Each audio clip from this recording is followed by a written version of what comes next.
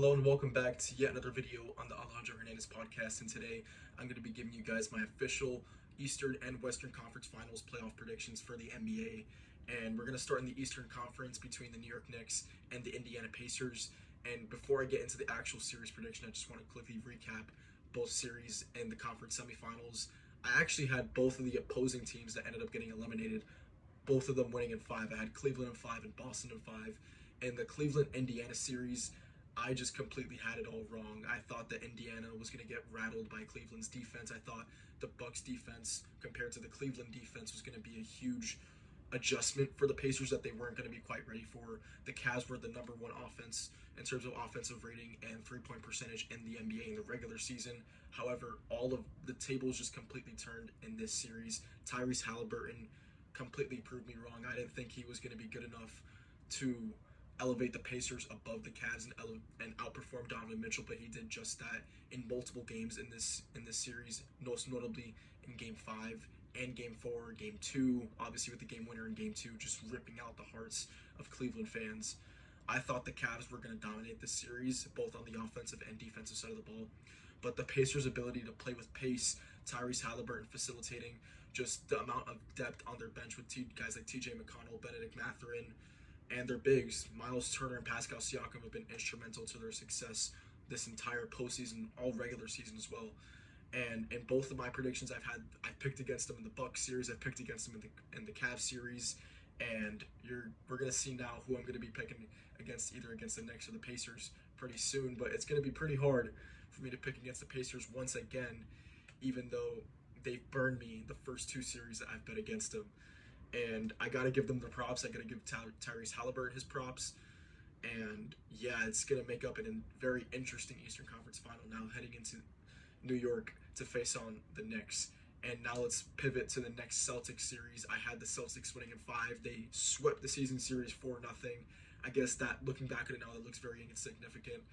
And it's, I guess, a testament now that when judging playoff series and looking ahead to playoff series, you can't really, regular season matchups aren't a good determinant on how the series will actually play out, because factors change, teams change, lineups change, injuries happen. In this series, Jason Tatum went down in Game 4. I do still believe the Knicks were going to close out Game 4, whether Tatum finished the game and whether Tatum stayed healthy the rest of the series. I still think the Knicks would have won in 6. And I'd picked against the Knicks because I didn't think they had the bench depth. I didn't think they had the three-point shooting. And just the overall physicality on defense, I favored Boston.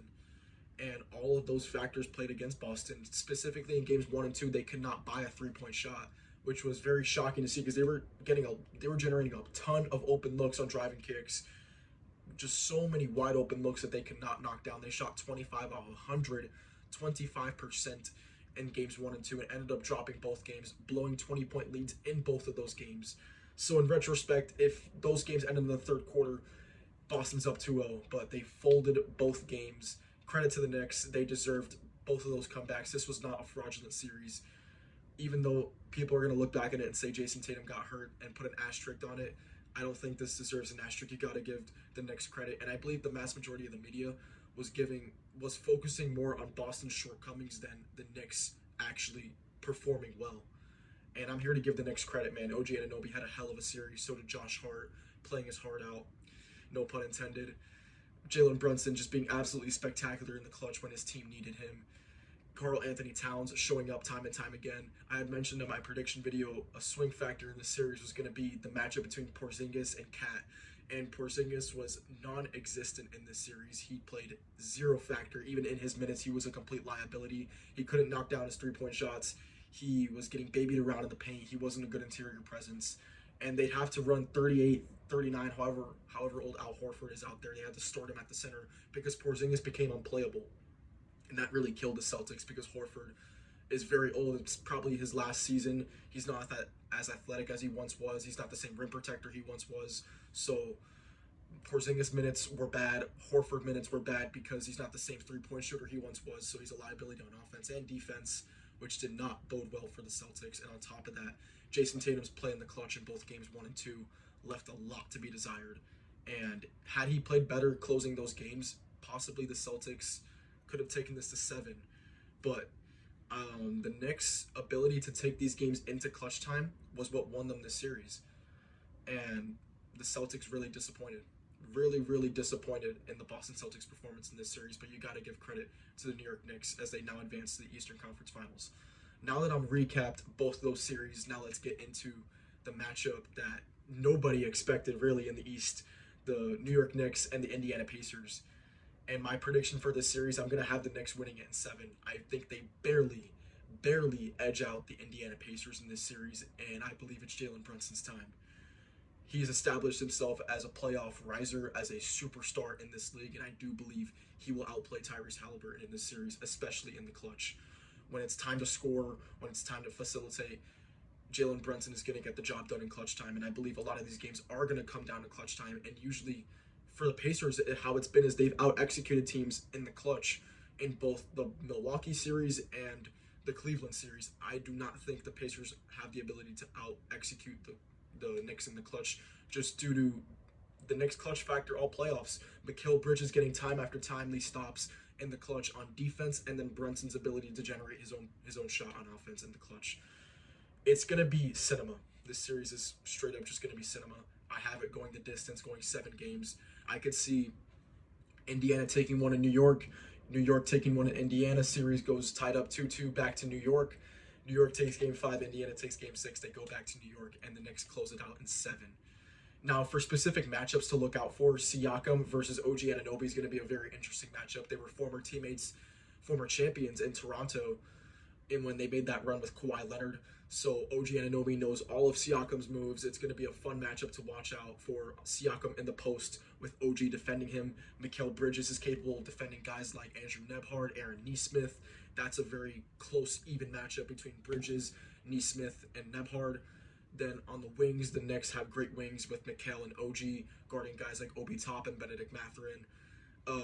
I believe a factor for the Pacers that gives them a huge edge is the depth. However, I also made that same argument in the Boston series that Boston's depth was way better than the Knicks, and that just did not matter at all because Tom Thibodeau loads up on their minutes. Now, what I would hate to see, and I'm not predicting that this is going to happen, I hope it doesn't, but if one of the Knicks starters goes down, the series is cooked. It's cooked for the Knicks. They're not going to be able to plug and play a guy and still play at the same level. They need all 5 of their starting guys to remain healthy if they're going to see this run through to the NBA Finals, and I believe they can. Tom Thibodeau is probably going to load up at least 35 minutes for all 5 of his starters, and they got to pray that Cat doesn't get in foul trouble, because if he does, then Miles Turner and Pascal Siakam are going to go to work in the paint, and it's going to get ugly. And the Pacers, I do see a very clear scenario. The Pacers win this easily in 6 games. However, I'm banking on Jalen Brunson. I'm banking on the Knicks home crowd. MSG is going to be electric. I don't see the Knicks dropping a home game in this series. And if that happens, they could possibly win it in 6 or in 7. And with all that being said, I have the New York Knicks in 7 games. Jalen Brunson will be the superior superstar in this series, and he will outplay Tyrese Halliburton. Now, let's talk about the Minnesota Timberwolves matching up with the Oklahoma City Thunder. This is another series that's going to be excellent. I actually nailed the Western Conference semifinals predictions. I had the Wolves in 6. Steph wound up getting hurt, and the Wolves won in 5. Had Steph been healthy, they probably would have won it in 6, and that prediction would have been spot on. But the Warriors were simply unplayable without Steph. They had no one else really to rise to the occasion. Jimmy Butler was not playoff Jimmy in this series. He couldn't really rise up to the level he once was in Miami as a number 1 option. He couldn't replicate that same success with Golden State. And on top of that, the Wolves were just overwhelmingly more athletic, better 3-point shooting team, better superstar, better pretty much everything, better rim protection, better 3-point shooting, better defenders, just all around the superior team, and they won 4 straight. They dropped game 1 and won 4 straight pretty comfortably. And for the Timberwolves, excellent series. And now they come into this Oklahoma City series plus 300, which I believe is outrageous. I give them a very serious shot at winning this series, and I'll get into why later. But I've now recapped the Wolves series versus the Warriors. Now let's pivot to OKC and Denver. I got this series spot on. I had the Thunder winning it in 7. They wind up winning it in 7, and the growth that this team experienced in this series was huge. It was massive for them as they finally got over that hump of they're too young, they're too inexperienced. all of those media's questions were answered in this series, and the Oklahoma City Thunder rose to the occasion in a home Game 7, played their hearts out hustled Denver, got so many points in transition, so many points off turnovers. They were playing with just electric energy on defense, and the Nuggets simply could not hold on for a Game 7. And pretty much for how that series played out, SGA was shaky for the first 3 games in the clutch, and then obviously he had that moment after Game 3 where he walked off smiling, and Oklahoma City wind up winning three out of the next 4. So very, very big character development series for Shai Gilgeous-Alexander. He did not crack under pressure when he very easily could have. He did not crack under pressure. He showed up in the next 4 games, outperformed the Nuggets in the clutch in those 4 games. He was excellent down the stretch in all 4 of those games. And a concerning factor for the Thunder is the play of J-Dub, Jalen Williams. He was extremely inconsistent. He showed up in Game 7, but games 4 through 6, it was very, very hard to watch. He just was not making his shots. He was forcing up bad shots. He was driving into the paint too much. And he was just looking out of sorts. And his inconsistency might bode well for in Minnesota's favor if that inconsistency continues in the conference finals. Now, as it goes for Hartenstein and Chet, they played excellent in this Nuggets series. They did the best they could on Joker. Joker's obviously the best player on the planet. He was unguardable, and I believe they did the best they could, and they did a great job. And now they have another pretty interesting big matchup with Naz Reid and Rudy Gobert in the Timberwolves series, but we'll get into that later. But as for the Oklahoma City and Nuggets series go, I had it going 7 because I believe Denver's experience in the clutch did show up time and time again in games 1 and 3. They were able to out-execute OKC in the clutch, but OKC just persevered. They showed perseverance, they showed grit, they showed heart, and that they dogged it out in 7. And now let's finally get to the Timberwolves and OKC series. I'm going to have an upset. I'm going to have the Wolves winning in 6. After that Lakers series, I do not want to bet against this Wolves team. I had them winning in 6 against the Warriors, and I have them winning in 6 against OKC, and I will get into that right now. Anthony Edwards, man, he is going to be unstoppable in this series, in my opinion. I believe last year's loss to the Mavs has him fired up. I believe he probably hasn't slept since that loss. He's going to come out and absolutely dominate this series. I believe he's going to rise to the occasion and outperform Shai Gilgeous-Alexander. I have Brunson outperforming Halliburton, and I have Anthony Edwards outperforming this year's MVP, Shai Gilgeous-Alexander, in the Western Conference Finals. And there's a lot of concerns for Ant in this series. There's a lot of things that point out that Ant might struggle. One being the perimeter defense of OKC with guys like Lou Dort, Casey Wallace, J-Dub, Shai, all guarding him in the perimeter. I just don't think it's going to matter. He's one of the best jump shooting guards in the NBA. He has that it factor, and once he drives into the paint, he's going to have to deal with Hartenstein. He's going to have to deal with Chet. However, I believe that he is going to command the offense. He's become a better facilitator this entire playoffs. He had 9 assists in the closeout game in Game 5 at home, and I believe he's become a better facilitator. And I believe another reason why I'm very confident in the Wolves in this series is the play of Julius Randle. He has killed, murdered those takes and that narrative surrounding him that he is not a playoff riser. He has played lights out this postseason. And guys like Draymond Green gave him extreme credit. I saw an interview that Draymond did where he basically said that the only times he's been outplayed in a series was by Pascal Siakam in the 2019 NBA Finals. And this series against Julius Randle, he outplayed Draymond Green on both ends of the floor, on offense and defense. He is an excellent two-way player in the regular season. However, that play just deteriorated come playoff time, and it's been due to injuries. It's been due to a multitude of factors that now are not present in Minnesota. It seems like a new Julius Randle, and he's embracing it, and he looks in the best shape of his life, and he's playing with supreme confidence. And when you have a 1-2 punch like that, when Ant has that second option, that Shai in OKC doesn't have a reliable second option. You don't know what you're getting from J-Dub every night. This playoffs, you know what you're getting from Julius Randle. So I believe the top 2 players in Minnesota trump the top 2 players in OKC. And this is a superstar-driven league, man. It's really doesn't come down to depth at the end of the day. The Celtics have depth. That did not matter. The Knicks superstars outplayed them. Brunson, Cat, OG, they all rose to the occasion when they needed to. This is a superstar-driven league. I believe, I trust the tandem of Anthony Edwards and Julius Randle to outplay Shai Gilgeous-Alexander and J-Dub in this series. Now, for the bigs matchup, Naz Reid is going to be a huge factor in this series. He has to outperform Chet from the three-point line. If he can get his three-point shot falling and he can play well on both ends of the floor, then that's going to bode well for the Timberwolves. And Chet, honestly, the lights looked too bright for him in that Denver series. He was playing good interior defense, but on the offensive side of the ball, he looked kind of timid.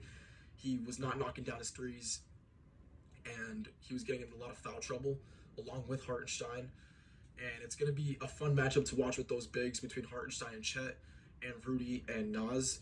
Rudy Gobert might be unplayable in this series, but that didn't even matter in the Lakers series. Rudy Gobert was unplayable up until Game 5, and the Wolves were up 3-1 on the Lakers. So even if Rudy Gobert is unplayable in this OKC series, I don't see it affecting the Timberwolves. And with all that being said, the Wolves will win this series in 6, which is setting up an unbelievable NBA Finals, in my opinion, if things play out the way I think they will, between the Minnesota Timberwolves and the New York Knicks. And I believe that the ratings, the script, I believe it's all leaning towards this huge marketing NBA Finals between two young stars. Well, I wouldn't call Brunson young now because he's kind of a seasoned vet, but it's the first time the Knicks have been to the finals in God knows how long. Brunson, it would be his first NBA Finals appearance. And Ant, obviously 23 years of age, he's a young star blooming, possibly potentially the future face of the NBA, setting up a massive, massive, massive NBA Finals between two stars looking, well, right now it's 4 stars looking to win their first championship, but I believe the Knicks will prevail and the Timberwolves will prevail. And that is it for this video, and I'll see you guys next time. Or soon, I will be dropping an NFL video on my power rankings heading into the 2025 season. But until then, I will see you guys next time.